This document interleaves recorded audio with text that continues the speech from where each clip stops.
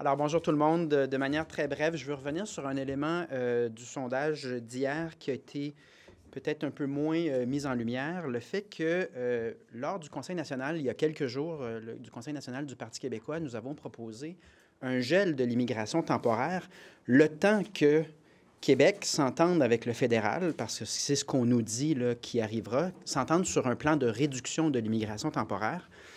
Les réactions avaient été mitigées là, suite à cette proposition du Parti québécois. Québec solidaire s'était positionné contre ce gel. Finalement, on comprend qu'ils ont changé de position. Du côté de la CAQ, on disait on travaille, mais ce n'était pas clair ce qu'on voulait faire. Du côté du fédéral, clairement, en Chambre, le ministre a dit il n'y aura pas de gel. Ce qu'on découvre dans ce sondage-là, c'est que le 2 tiers des Québécois sont au diapason avec le Parti québécois sur cette question-là.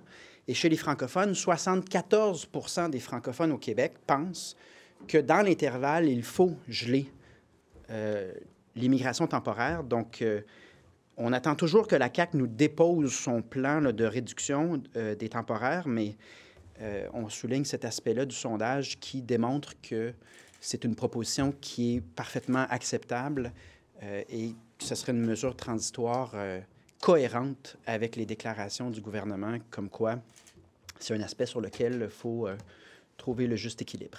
Comme vous avez fait votre explication sur ce qui s'est passé en Chambre hier, sur une plateforme qui ne paie pas ses impôts et ses taxes au Canada, est-ce que vous désirez le refaire devant la presse parlementaire qui paie ses taxes et ses impôts au Canada? Vous parlez... Qu'est-ce qui s'est passé l'incident en Chambre? C'est assez commun d'utiliser X. Je rappelle en passant qu'il y a un seul parti. On était un étage là, vous auriez pu descendre. En sortant du bleu, vous auriez pu venir nous voir. Vous auriez pu venir voir la presse Je le fais parlementaire. rarement, là. Je le fais des fois, mais je le fais rarement.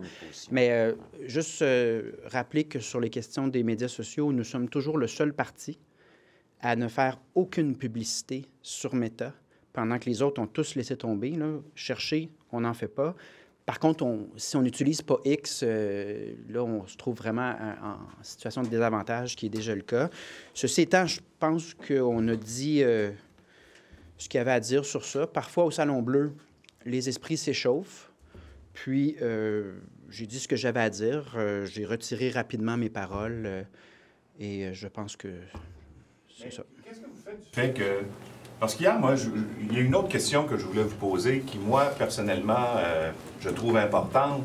C'est que depuis à peu près un mois et demi, le premier ministre ne parle plus à la presse parlementaire. Alors, il passe dans le corridor. Hier, il a même dit ça va leur prendre combien de temps avant de comprendre? Parce qu'il ne nous répond pas. Ça, je savais. Alors, comment vous trouvez... Moi, j'allais vous poser cette question-là, mais vous ne m'avez pas donné la chance de le faire parce que vous avez fait comme M. Legault, vous n'êtes pas venu nous voir. Alors, comment vous trouvez ça que le premier ministre ne s'adresse pas à la presse parlementaire, or que dans des événements officiels comme la visite de M. Attal ou la conférence de presse qu'il y aura aujourd'hui? C'est une question importante. Simplement, là, pour hier, c'est très rare que je fais un autre point de presse ou une mêlée de presse après le Salon Bleu. Là, donc, il ne faut pas y voir d'intention outre mesure. C'est vrai qu'on est dans une drôle de situation où les chefs d'opposition répondent régulièrement aux questions des journalistes, alors que l'information est manquante. Ce n'est pas nous qui disposons de l'information du gouvernement, qui prenons les décisions. Et pendant ce temps, non seulement le premier ministre ne répond pas volontairement aux questions de la presse, mais s'expose à des points de presse une fois ou 3 semaines. Et en Chambre, les réponses ne sont vraiment pas en lien avec les questions de manière répétée, là, régulière.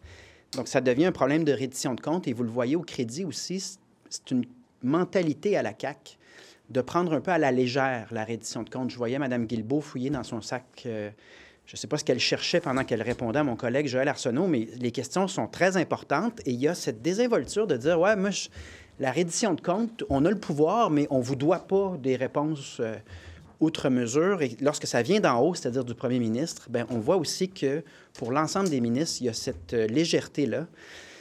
Moi, je pense qu'on devrait minimalement être à terrain égal entre l'exposition, la reddition de comptes des oppositions et celle du gouvernement. En principe, ça devrait être même plus de reddition de comptes et de temps à répondre aux questions de la part du gouvernement parce que c'est le gouvernement qui a à rendre des comptes, qui a le pouvoir. On n'est pas dans cette situation-là, mais je me pose la question ouvertement. M. Lacroix, qu'est-ce qui peut être fait en termes de cadre? Parce que le point de presse matinal est un nouveau cadre qui jadis n'existait pas. Donc, on peut toujours inventer des façons de procéder qui soient au service de la démocratie. Je suis ouvert aux suggestions, mais le constat, en effet, c'est que le gouvernement ne semble pas penser que ça pose problème de ne pas répondre aux questions. Parce qu'ils font ça depuis que vous avez monté dans les sondages. C'est peut-être votre responsabilité. Ils faisaient ça pendant la pandémie également, hein? Au niveau de la transparence et de la reddition de comptes.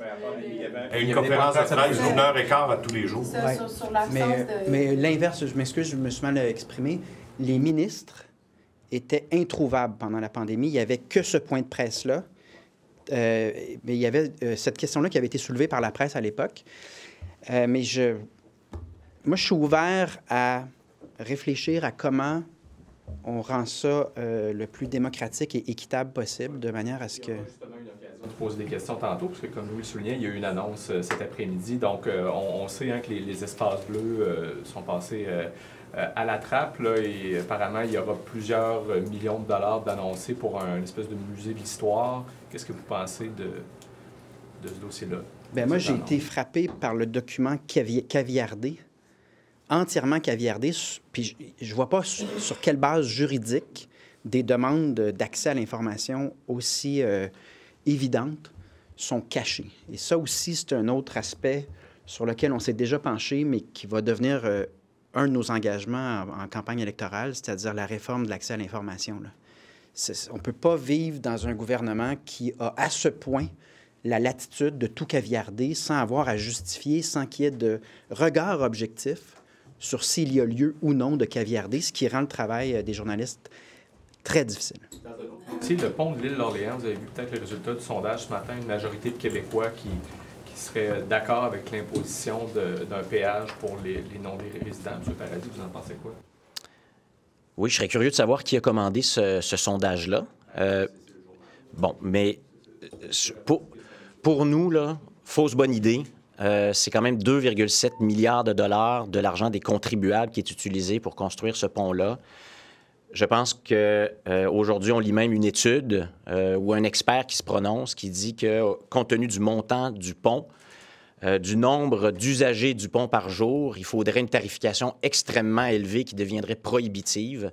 On parle quand même du grenier de la Ville de Québec, de la région de la Capitale-Nationale, d'une partie du Québec. Il y a beaucoup de producteurs agricoles. C'est un lieu de tourisme important. Et c'est le seul lien qu'il y a pour les habitants de l'île. En bout de ligne, c'est un enjeu là, de sécurité. C'est un enjeu de permettre aux gens de l'île d'Orléans de continuer à vivre. Et c'est un lieu historique pour le Québec. Donc, fausse bonne idée. Alors, Mme Guilbeault, rapidement, qu'est-ce que vous pensez de sa déclaration hier lors des crédits quand elle a dit que gérer le transport collectif et les sociétés de transport, c'est pas une mission de l'État? C'est quand même assez particulier, pour ne pas dire surréaliste, d'entendre une ministre dont le titre est ministre des Transports et de la Mobilité durable nous dire que les transports et la mobilité durable, ce n'est pas de sa responsabilité. Que les opérations soient celles des sociétés de transport et donc des villes, c'est une chose. Mais qu'on nous dise que ce n'est pas la responsabilité du gouvernement que d'avoir une vision, que d'imprégner cette vision-là à travers tout le Québec, je trouve ça, oui, le mot c'est surréaliste. Est-ce qu'on est en train de nous dire que le fait que tout ce qui concerne le réseau de transport collectif structurant à Québec qui est sur la glace, c'est pas suite à une décision du gouvernement? On accepte difficilement ça. Donc, c'est dire l'importance des positions et de la vision ou de l'absence de vision du gouvernement. Même chose. Qu'est-ce qui se passe avec le REM de l'Est? Est-ce que c'est la faute des sociétés de transport locales? Est-ce que c'est la faute de la Ville? Ou est-ce que c'est pas la responsabilité du gouvernement, compte tenu de son absence de vision et de sa procrastination dans ce dossier-là comme dans d'autres? Vous l'expliquez comment, cette sortie-là? Parce que c'est quand même, bon, vous êtes plusieurs à le dire, c'est complètement surréaliste, mais ça vient d'où, à votre avis? Est-ce qu'il y a une stratégie derrière ça? Est-ce qu'on prépare quelque chose au gouvernement? Ce qu'on dit sur la posture de ce gouvernement en matière de transport et de mobilité durable, c'est un problème de planification, de vision à long terme. On la cherche, on ne la trouve toujours pas. C'est le cas à Québec pour la capitale nationale, c'est le cas à Montréal, c'est le cas un peu partout au Québec. Les sociétés de transport, les villes cherchent un partenaire avec qui collaborer. Et ce qu'on entend régulièrement, c'est des déclarations de la ministre qui ne semble pas vouloir accepter cette main tendue.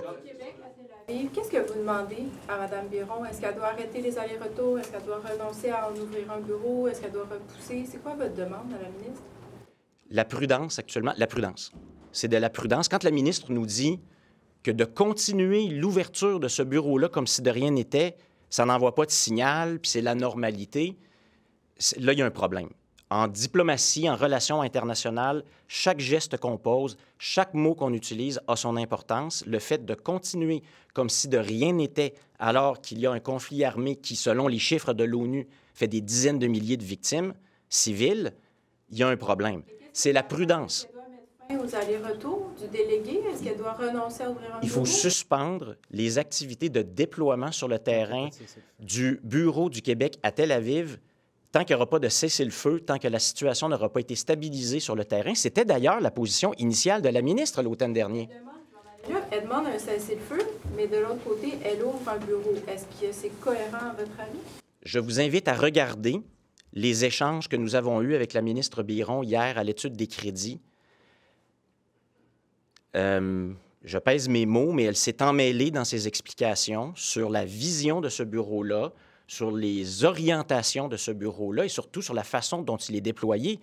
Elle nous a dit en chambre, à 2 reprises au moins, et elle s'est exprimée publiquement sur le fait qu'il était opéré à partir de Montréal, que le directeur était à Montréal et pendant ce temps-là, le directeur était en Israël. Sur le cas de Mme Guilbeault, vous avez parlé... Il y avait une autre question qui se posait quand même, M. Paradis, à savoir, elle a dit que le bureau est strictement économique. Est-ce que c'est-à-dire que le délégué, le chef de bureau, chef de poste, ne pourra jamais s'exprimer sur quoi que ce soit de politique en Israël? Il devra juste faire de la business. On va lui dire de pas... Est-ce que c'est pas bizarre un peu qu'il ne pourra pas envoyer une lettre pour protester contre une position du gouvernement israélien comme ça se fait dans n'importe quelle autre délégation ou ambassade? Quelles sont les balises qu'on donne à ce chef de poste-là? Tu signes juste des contrats, tu n'écris rien de politique, tu n'envoies jamais de lettre au gouvernement israélien concernant de la politique, toi? Une des très nombreuses questions qui se posent quant à ce bureau-là, quelle est la stratégie? Quand on lit les documents, vous savez, il y a une demande d'accès à l'information où on voit la stratégie du Québec pour l'implantation de ce bureau-là. Et quand on écoute la ministre aujourd'hui, c'est 2 choses. Alors, quel va être l'objectif et surtout, quelle est l'urgence de l'ouvrir actuellement? Le Québec entretient des relations étroites, cordiale, constructive avec l'État d'Israël depuis des décennies, sans avoir de bureau du Québec à Tel Aviv. Quelle est l'urgence d'ouvrir ce bureau-là alors que fait rage un conflit armé? C'est une question qui se pose, c'est une question très importante. Vous avez parlé de Mme Guilbeault qui fouillait dans sa sacoche. Vous trouvez qu'elle a manqué de respect envers M. Arsenault pendant les crédits? C'est-à-dire que l'an passé, durant les crédits, je me suis rendu compte que pendant que je lui posais des questions, elle jouait à un jeu d'insérer des mots originaux. Puis ses réponses en termes de qualité de reddition de comptes n'étaient vraiment pas à la hauteur des attentes. Et là, il y a comme une répétition. Puis ce que je voulais exprimer, c'est que...